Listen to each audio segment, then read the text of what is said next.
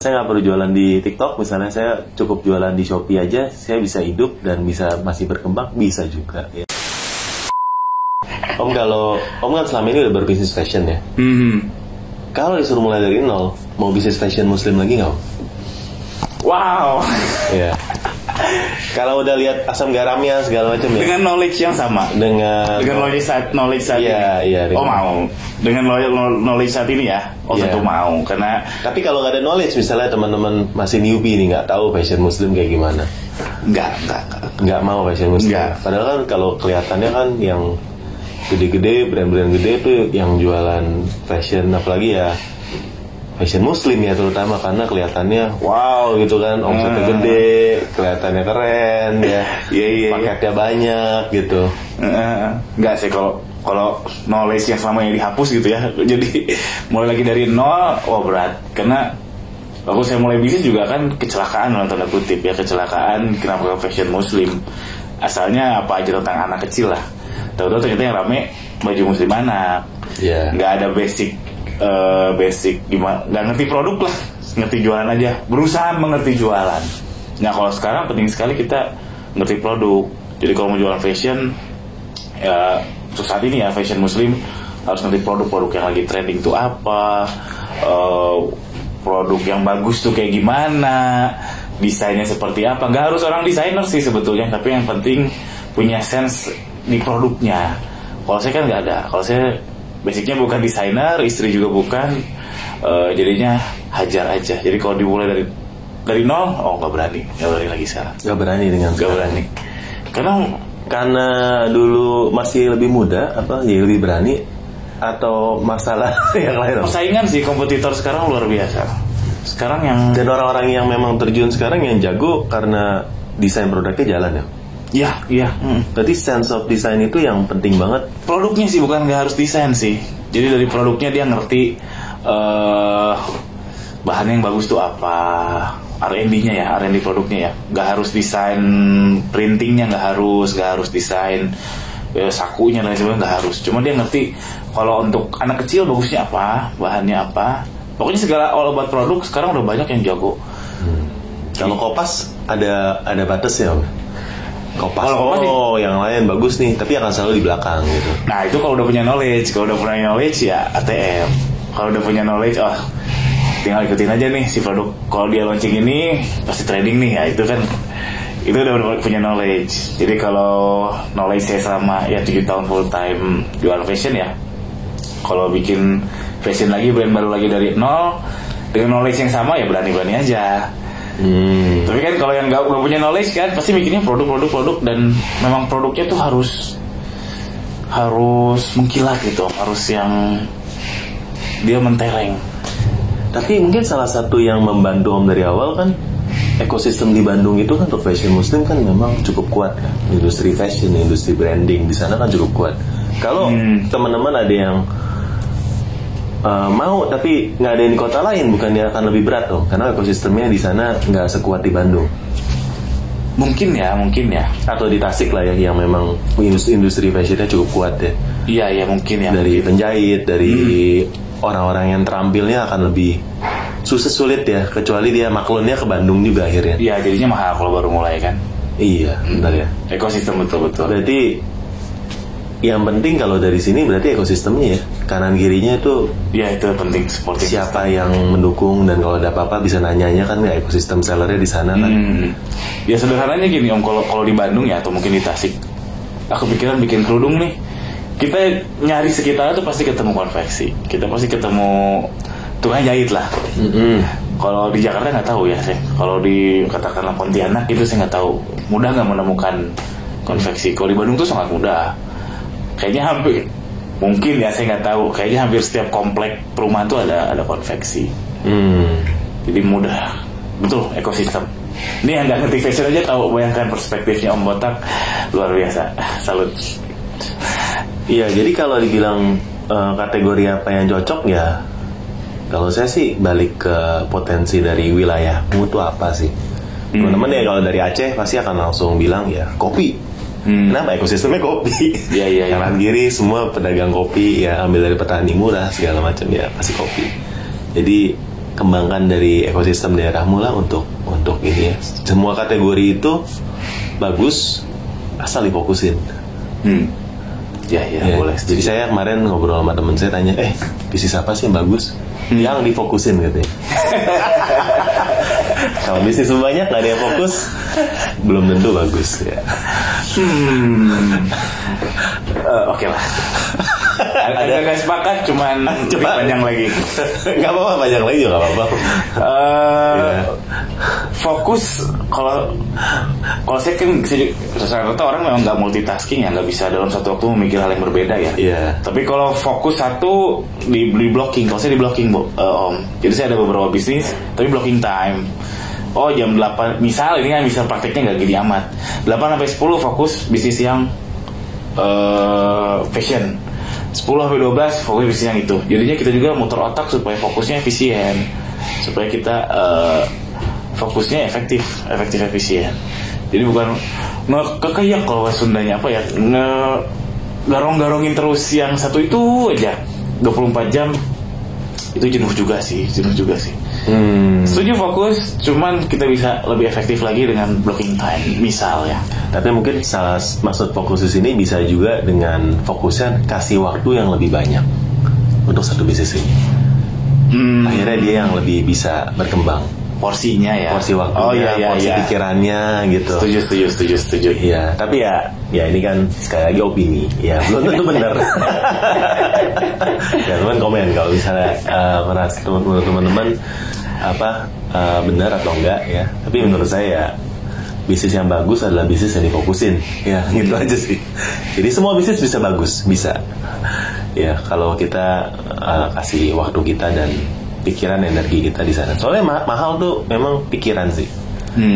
Ya, waktu kita, pikiran itu yang mahal. Ya, sebagai business owner, makanya teman-teman kalau bisa multitasking bisa delegasi kerjanya ke karyawan atau ke tim atau ke partner, itu yang waktu kita yang bisa kita beli untuk kita lakukan hal yang paling penting untuk mengembangkan bisnis yang lebih strategis ya. Setuju. Pertanyaan dari saya. Role model Om Botak dalam bisnis itu siapa sih? Mau lokal, lokal, internasional terserah. Role modelnya siapa sih? Wah, role model ya. Menurut saya kalau untuk role model itu pasti saya ambil dari mantan bos saya dulu waktu saya kerja. Bisa dibilang. Saya kan dulu sempat kerja sebelum saya full time bisnis ya. Di akuntan ya, di mana? Enggak, saya bukan akuntan, saya dari dulu tuh sales dan marketing. Jadi mungkin role model terakhir saya itu adalah tempat saya terakhir bekerja. Di sana business ownernya adalah orang yang si bapak itu udah perusahaan keluarga ya, yang diteruskan oleh anaknya. Tapi saya belajar banyak sama bapaknya sebagai founder. Ya, gimana caranya dia itu bisa punya bisnis yang bisa lewat dari dulu ekonomi yang tahun 98 kan, waktu itu kan bergejolak ya, bisa melewati itu, di mana waktu itu banyak bisnis lain yang serupa tuh tumbang. Dan sampai sekarang bisa diteruskan ke generasi kedua dengan sukses. Jadi menurut saya secara prinsip-prinsip itu saya bisa belajar banyak dari tempat saya bekerja itu sih. Apa yang paling bisa dicontoh dari si bapak itu? Margin nggak boleh kecil. Bener, margin nggak boleh kecil. Dia diulang. Margin nggak boleh kecil. Ya oke. Karena itu dari kisah hidupnya ya. Jadi banyak perusahaan yang serupa, marginnya tipis, dan dia bilang tuh, lihat tuh marginnya tipis, nggak survive gitu. Marginnya tebel, dan dia berusaha untuk inovasi dari segi di pabrik ya, dari kualitas, dari desain, dari distribusinya juga diperkuat, sehingga karena marginnya tebal, omsetnya mungkin nggak seberapa, tapi survive. Gitu sih. Ya. Margin tebal, ingat betul. Dan yang kedua yang saya pelajari, pajak harus rapi. Dari awal dia bayar pajak sesuai, rapi, dan itu yang membuat satu perusahaan itu menurut saya jadi sustainable. Wow. Luar biasa. Kalau secara personalnya si bos yang dulu, apa sih secara personal kenapa dia jadi role model? Iya, Iya, sadar nggak sadar ya kita banyak belajar dari sampai usianya udah senior pun masih mau bekerja, ya maksudnya masih mau attention to detailnya masih kelihatan ya. Terus juga dari cara dia untuk memperlakukan karyawannya yang betah puluhan tahun kerja di sana. Jadi menurut saya membangun perusahaan tuh bukan sesuatu yang mudah ya, dan dalam berapa tahun bisa kita lakukan. Tapi kalau teman-teman sekarang ini punya perusahaan yang udah sampai belasan tahun, menurut saya itu acung jempol, apalagi bisa sampai diturunkan ke anak. Karena nggak gampang ya. Ya, karena bisnis itu kan fail paling banyak di tahun pertama ya, cuma berapa persen yang survive. Valley of death ya. 10% mungkin kurang ya. Teman-teman di sini kalau yang udah melewati, bahkan yang baru bikin bisnisnya pas waktu awal Covid ya, bisa online sampai sekarang masih survive, itu pun menurut saya udah acung jempol. Ya, karena banyak sekali yang tumbang tahun lalu menurut saya. Oh gitu. Dan tahun ini juga pasti akan ada banyak yang nggak kuat juga, karena kan ada banyak pergeseran ya. Dari trafficnya turun, dari marginnya juga harus lebih gede karena kan biaya marketplace naik. Ada banyak perubahan gila-gilaan ya, jadi cepet banget. Jadi kalau teman-teman nggak adaptif dan nggak bisa survive, ya menurut saya ya memang keras. Apakah masih bisa berjuang dan berjualan? Masih bisa. Ya karena kita ketemu banyak seller yang ternyata dalam masa-masa kayak gini pun masih bisa terus bertumbuh. Ya kan. Tapi kalau kita turun ya sebenarnya bukan karena market juga, tapi kitanya nggak bisa adaptasi menghadapi pasar yang sekarang. Setuju banget. Setuju pisan teman-teman. Setuju banget. Iya. Ya setuju banget. Keren. Ya gitu sih menurut saya. Iya. Kita kalau tadi ya saya mau highlight yang dibilang bisa nurunin ke anak itu, kalau kita nih dari sisi luar ngecibir doang ya bisanya, itu bisnis babehnya. Oh jangan salah, nurunin ke anak tuh lebih susah daripada nurunin ke orang lain yang saya dengar ya. Karena kan anak rebelnya lah, apanya iya, lah, anak belum tentu mau. Langsung belum tentu mau kan. Iya. Apalagi kalau ABG-nya masa-masa ABG itu masa-masa ini ya, masa-masa tak stabilnya itu, benci ke ayahnya, mana mau nurusin bisnis. Makanya salut yang engkongko yang bisa nurunin bisnis ke anak itu perpaduan antara pendidikan sejak kecil ya begitulah, salut. Jangan dicibir ya teman-teman karena susah. Nah teman-teman dalam bisnis online sekarang pikirin nggak sih kita mau turunin ini ke anak? Saya belum kepikiran tadi. Soalnya kalau mau pikir ke sana kan jadi harus panjang ya mikirnya ya, Ben. Betul. Ya, saya mau bikin produk apa ya nanti bisa ya nggak cuma untung saat tapi bisa long lasting. Sistemnya mesti kayak gimana, mesti treat karyawannya gimana supaya mereka bisa betah lama gitu.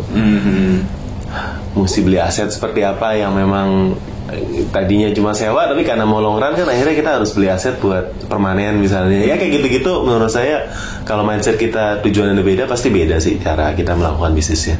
Iya. Ya, saya sih jujur belum kesana juga sih teman-teman ya. Tapi bisnis online saya sendiri dari sejak saya resign sampai sekarang itu udah bertahan. Ini saya resign tahun 2015 sampai tahun ini 2023. Udah tahun ke-8 menuju tahun ke-9 tahun. Jalan tahun 9 dong. Tahun ke-9. Jadi menurut saya looking back ya berat. Tahun-tahun awal tuh tahun-tahun honeymoon, tahun-tahun 9 dari mulai 6, 7, 8, 9 ini udah makin berat sih menurut saya. Bukannya makin smooth ya, tapi sekarang malah makin berat dong. Makin berat ya, tapi ya challenging. Makanya kalau nanti bisa ada video yang saya udah anniversary, udah lewatnya 10 tahun, ya saya akan bersyukur banget. Iya, teorinya 10 tahun sustain kan ya Om ya? Wah, ya tapi saya nggak tahu. Mau dibilang bisa nggak, saya nggak tahu. Ya, jujur guys, saya nggak tahu. Terlalu cepat perubahan, terlalu ini, jadi nggak tahu. Ya tapi kita akan terus berusaha. Kalau saya baca sih, kenapa dibilang sustain secara teori ya? Karena seenggak-enggaknya repeat order aja udah bisa menopang kehidupan si bisnisnya, katanya gitu. Teorinya. Kalau di online repeat ordernya tuh hampir nol guys. Orang cari yang lebih baru, lebih murah ya kan? Nggak ada kesetiaan pelanggan sama sekali. Apalagi yang generasi sekarang loyalitas sama brandnya makin turun nggak sih? Anak-anak generasi sekarang dibanding orang lama, ya nggak tahu ya. Karena kan perputaran informasi makin cepat. godaannya makin gampang untuk switch brand dibandingin orang. Influencer sekarang makin gila ya, makin gak harus yang followersnya banyak, micro influencer ya. Micro influencer aja udah bisa merubah hidup seseorang gitu. Tapi menurut Om trennya orang-orang sekarang kan untuk jadi affiliate ya, karena itu duit panas ya sekarang. Kalau dulu duit panasnya dari online seller ya, yang penting kita punya toko, tokonya di bursa marketplace, kita pasti cuan ya. Jualan barang apa aja, bahkan bukan barang kita sendiri ya. Kalau sekarang saya melihat tren itu terjadi di dunia affiliate. Karena affiliate sekarang lagi dicari. Susah nggak cari orang buat talent buat live sekarang? Susah setengah mati guys. Kalaupun ada yang jago mahal. Kenapa? Karena bandingannya kalau saya bisa live sendiri, ngapain saya kerja sama orang? Iya benar. Kalau dia jago ya, mereka lagi booming industrinya. Cuma saya nggak tahu sampai kapan ya. Tapi ini setahun 2 tahun ke depannya, teman-teman yang jago jadi affiliate nggak usah kerja sama orang, pasti akan bisa survive. Asal rajin-rajin live aja setiap hari berapa jam, pasti bisa hidup dari sana. Pasti. Iya, masuk akal. Iya, dunia lagi di dunia mereka sekarang boomingnya. Itu kemampuan itu lagi dicari sekarang. Iya. Tapi kan tipis Om affiliate tuh. Kalau misalkan affiliate tok ya, itu kan paling gede juga. Kosmetik ada yang sampai 15%. Tapi kalau yang lain-lain mungkin rata-rata mungkin 5% kali ya secara umum. Nah, kalau menurut Om tipis, tapi kemarin saya ketemu sama waktu saya bincang-bincang seller di Jawa Tengah, ya. Mereka bilang ketika yang lain kasih fashion ya 10, saya kasih 15. Orang 15 saya naikin 20. Yang penting harganya saya naikin aja. Ya, maksudnya supaya nutup di sana ya, supaya saya dapat banyak affiliate yang jago-jago mau sama saya. Ya, jadi dia benar-benar mainin di kuncinya di marginnya. Ya, dan nggak tahu, saya kemarin masih sejak pulang dari Jawa Tengah juga saya galau Om. Saya melihat UMR sana rendah banget ya, 1,8. Dan kita yang di kota besar ya, maksudnya di Bandung berapa sekarang? Bandung 37 kalau nggak salah. Ya, saya di Cimahi 36 ya, 35 lah. Tahun lalu, tahun ini nggak tahu. Jakarta kan udah hampir 5 ya, 4,8 ya. Gimana caranya kita bisa cari talent live ya yang berkualitas, sedangkan lawannya kita itu di daerah yang 1,8 UMR. Nggak tahu teman-teman yang di daerah coba jawab deh. Itu menurut saya peluang ya teman-teman di daerah, tapi teman-teman yang di kota besar ini menurut saya ini PR buat kita sekarang. Karena kan bisa remote Om, live-nya bisa remote. Bisa remote, tapi kan secara kalau mau in-house ya pasti mereka pengennya yang inilah, yang ini. Makanya ya sekarang zaman affiliate ya. Jadi kita harus makanya kita cari affiliate, bukan yang in-house. Iya. Jadinya gak berat, gak fix cost ya. Iya. Tapi affiliate gimana caranya mereka supaya jadi loyal di kita?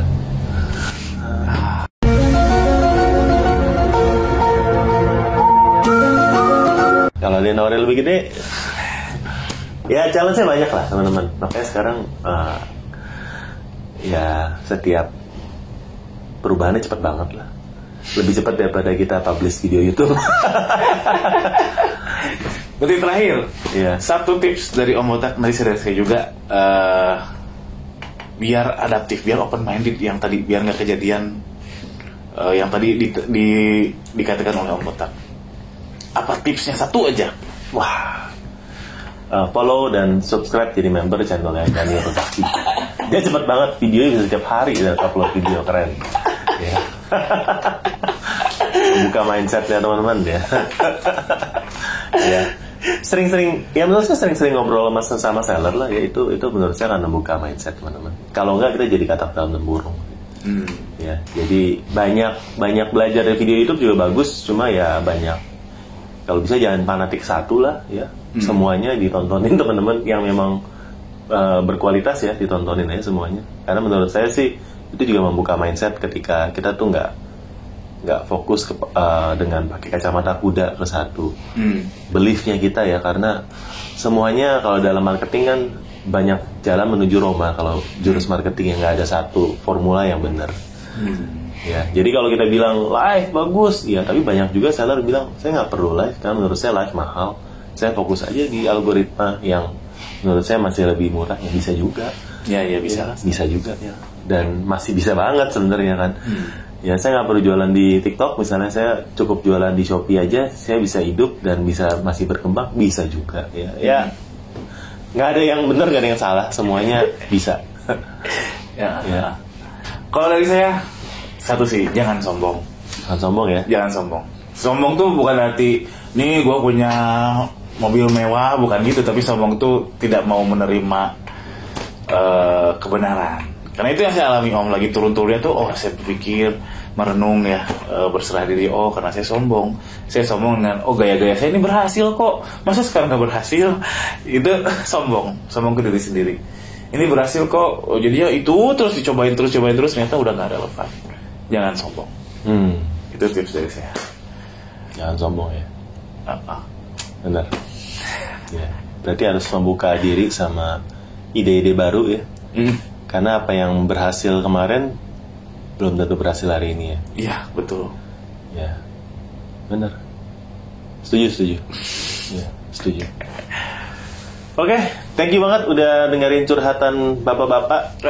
Mudah-mudahan ada manfaatnya ya. Mudah-mudahan bermanfaat, kalau enggak ya nggak apa-apa. Terima kasih udah nonton sampai akhir ya. Kita mau say terima kasih buat Om Gani ya. Terima kasih Om Botak udah bersedia mampir ke studio live saya. Ini saya di istananya Om Botak, alhamdulillah di Tangerang. Ya, ini pertama kalinya saya rekam konten di sini Om. Oh, pertama kalinya ya? Di YouTube ya. Saya biasanya nggak pernah di tempat sendiri. Ya. Sampai jumpa teman-teman yang belum subscribe ya. Om Gani ya, saya dari Om Botak, dan nantikan kita di video kita selanjutnya. Bye bye. Terima kasih. Assalamualaikum.